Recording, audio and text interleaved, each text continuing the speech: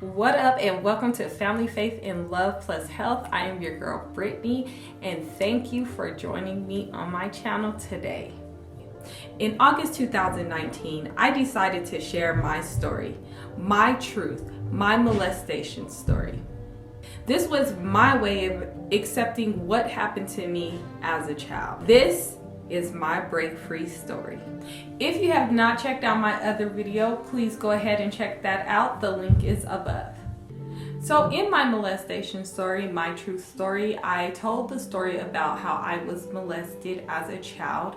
It began around age 4, and then it went on to about age 7. I was molested by my grandfather, who was also a preacher.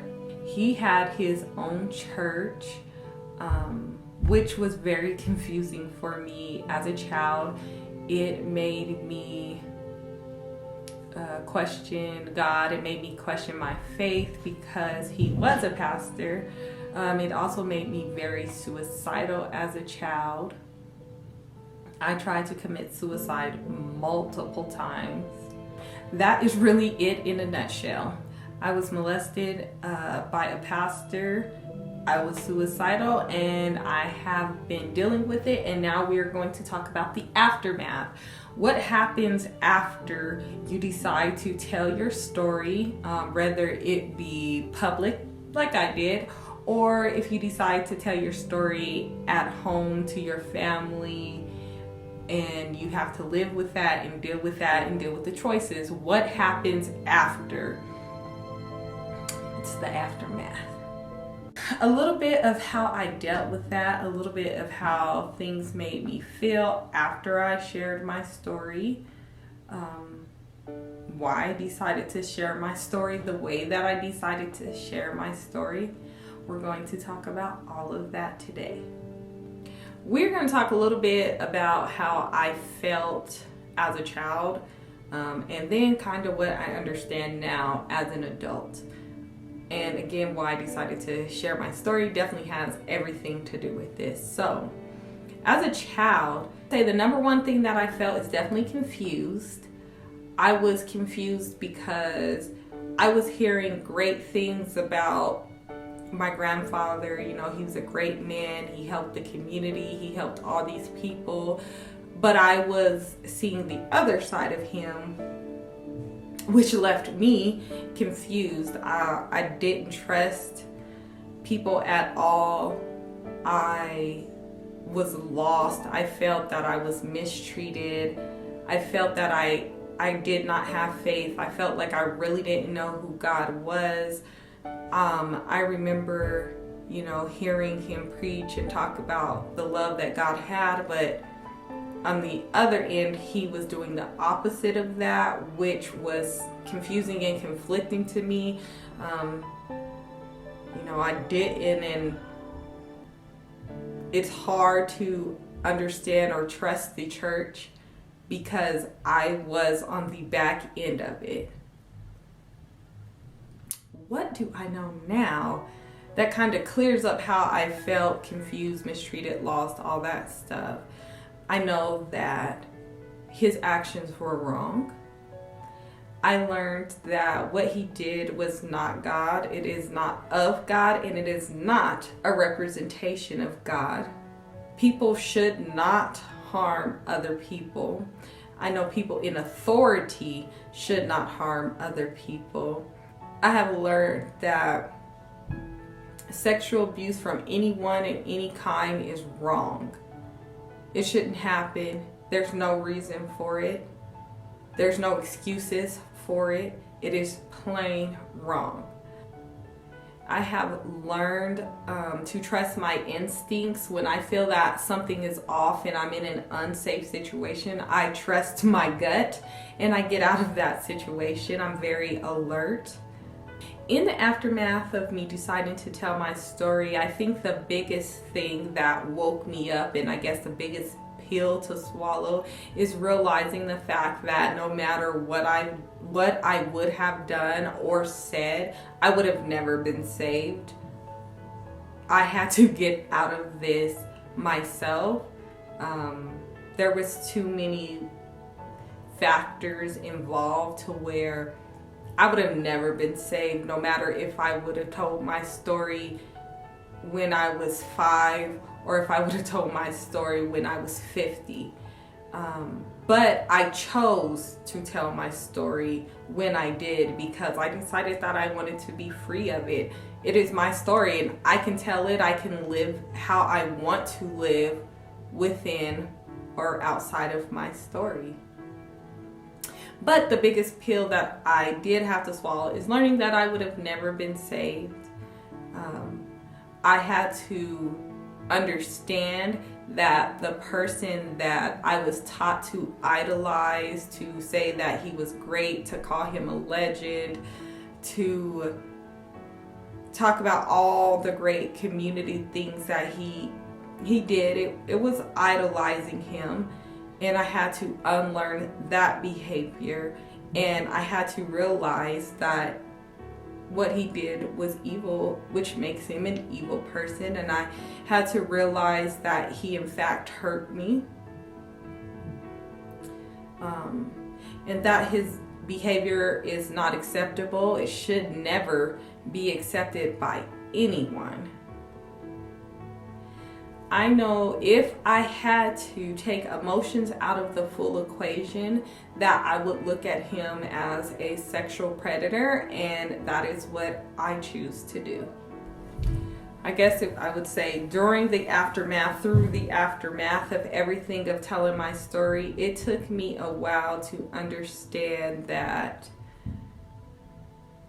nothing that I did, nothing that I said, me coming out with my first story, my truth, my molestation story, none of that was my fault. Going through the aftermath, one thing that you will realize yourself is that the person who abused you acted on their own free will. No one forced anybody to do anything. No one forced my grandfather to do the things that he did. No one was there with us. So he acted on his own free will. God gives us the ability to act on our own free will. Nothing that he did came from God or was God. The great thing about the aftermath, everything I said, and understanding and learning, those are great things, because what it teaches you is that on the other side of the aftermath, you are not defined by what happens to you. My abuse does not define me. My story does not define me. I can do and write the rest of my story how I see fit. People are gonna have their opinions. So some of the things that I heard that I kind of didn't expect from the people closest to me, I didn't really care or expect anything from the people that I didn't know, and I don't think that you should if you do decide to share your story.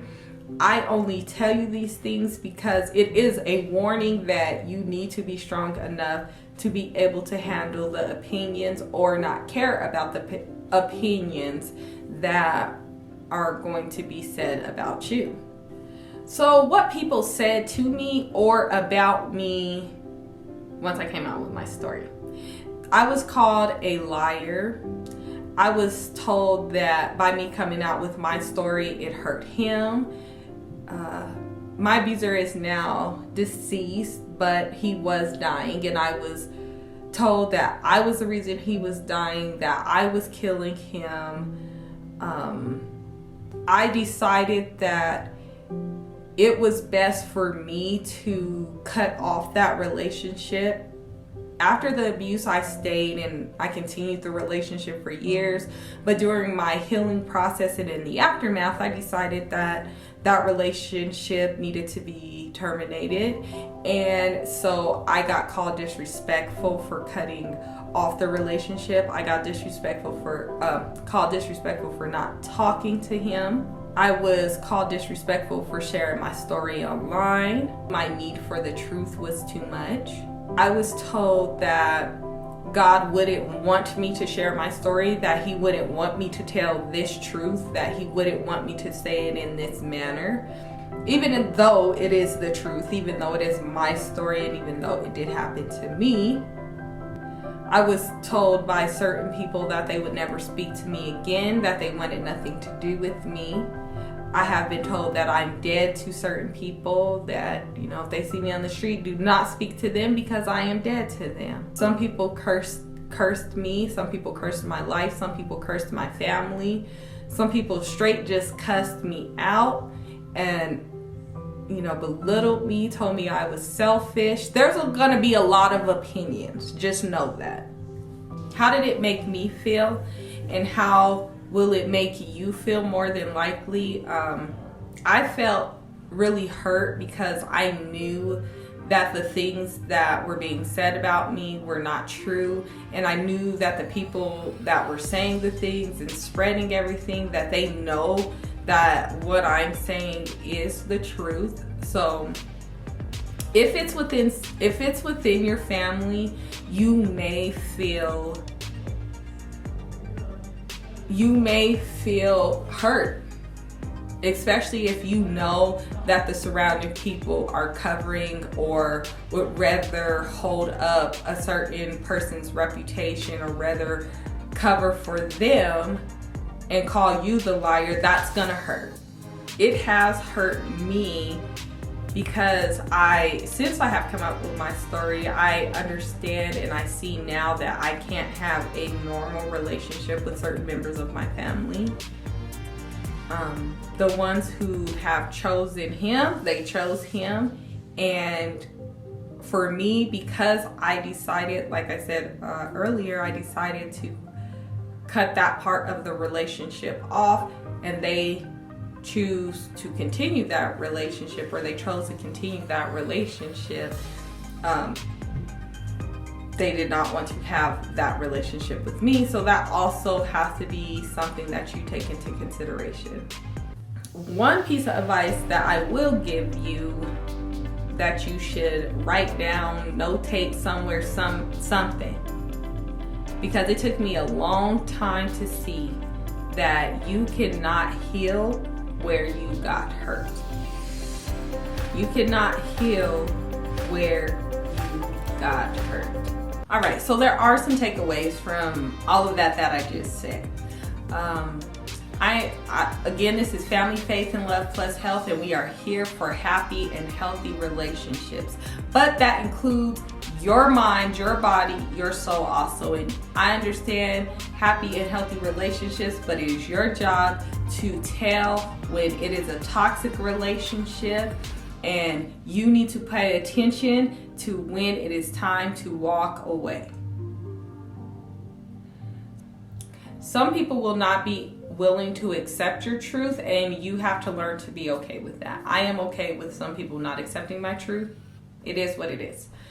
But one thing that I want you to know, and one thing I know for myself, is you do not have to stay in an abusive relationship.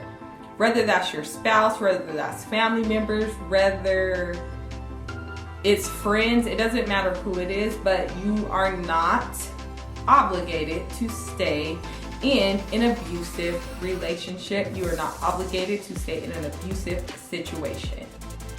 So the number one thing that you need to do in acceptance is accept that this is not your fault. It was not your fault. You need to accept that the person that harmed you was a predator. In acceptance, you must also be willing to accept your own truth.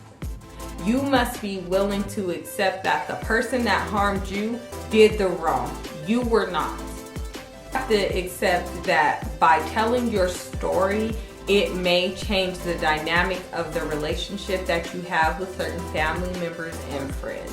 You also have to be willing to accept that you are no longer the victim once you've told your truth. You have your power back. You have to accept that the person that hurt you no longer has control over your life. You must understand that you are stronger, that you are wiser, and you are better than your predator. The second thing that you need to do is you need to make sure that you set clear boundaries. Setting boundaries is hard for many, but you will have to have boundaries set to be able to move forth in the aftermath. When the abuser is someone who comes from within your family, the lines are already crossed, so it is going to be harder for you to set boundaries with that person and or the people around them. It will be hard if the abuser is within your family because you have an emotional connection to them, so you more than likely are not going to see things clear as you should. But the thing to remember is that you do not have to stay around your abuse. You do not have to stay around your abuser. It is okay to limit your interaction. That means no invites to parties. That means no holiday events, no backyard barbecues, no funerals. Set your boundaries clear. Make sure in every situation that you are in that you have a good exit strategy. So you do not have to stay in an uncomfortable situation or an uncomfortable conversation.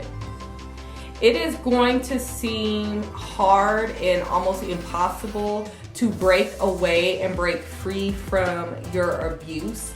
But I am telling you that it is possible, and it is much easier if you begin to set the boundaries. Make sure you cut all ties necessary for your healing. When you're going through this break free, setting boundaries, all of that, find yourself a nice therapist to help you walk through this process, because it's not going to be easy, and it's definitely not going to be easy if you're doing it by yourself.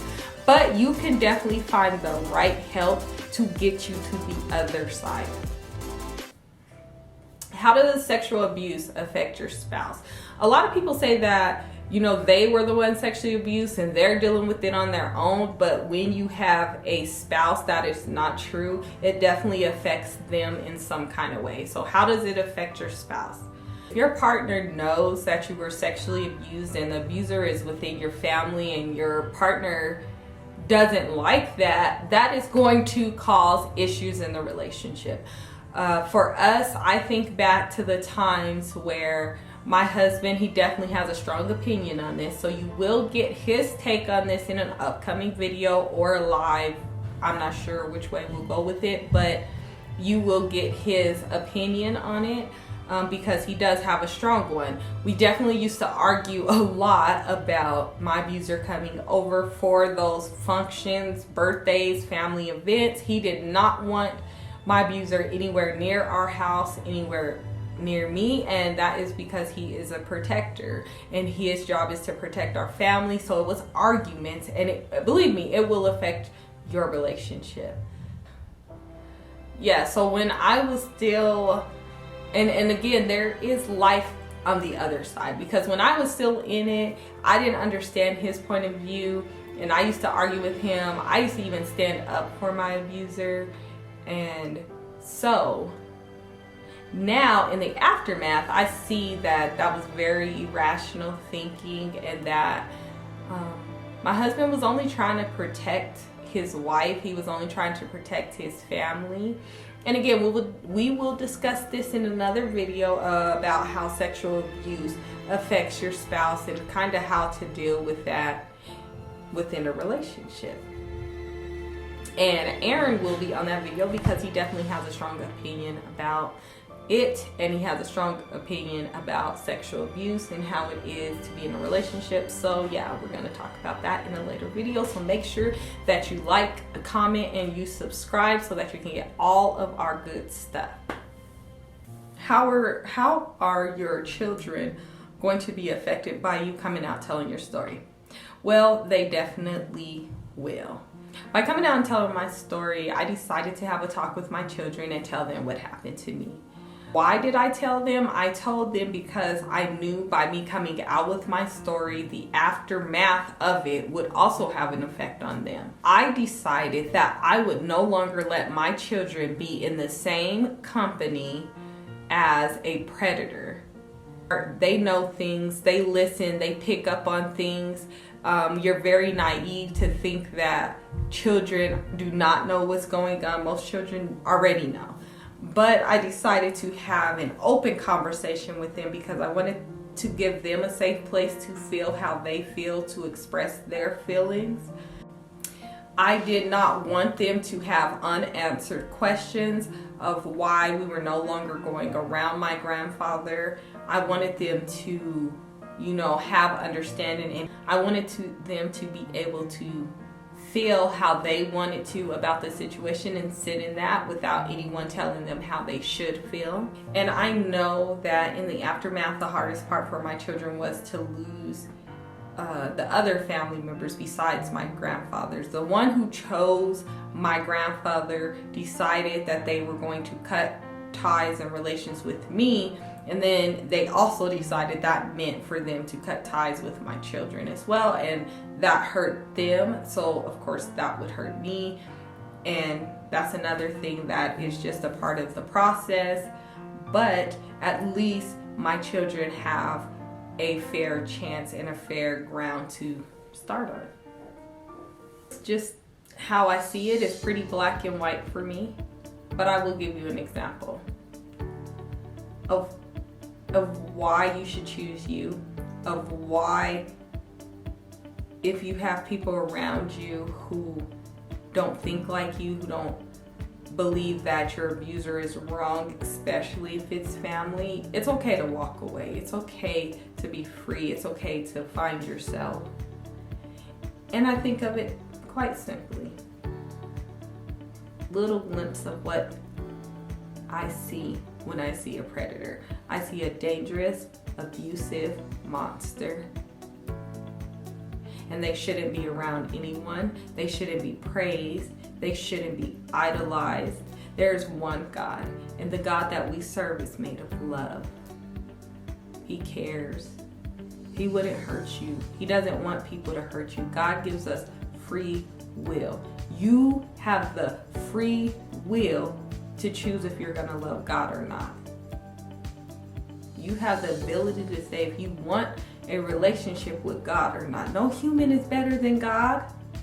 If we can choose to have our own relationship or choose to walk away from Him who created all, no human man deserves us to stay around and continue to get abused when God doesn't abuse us. He only loves us.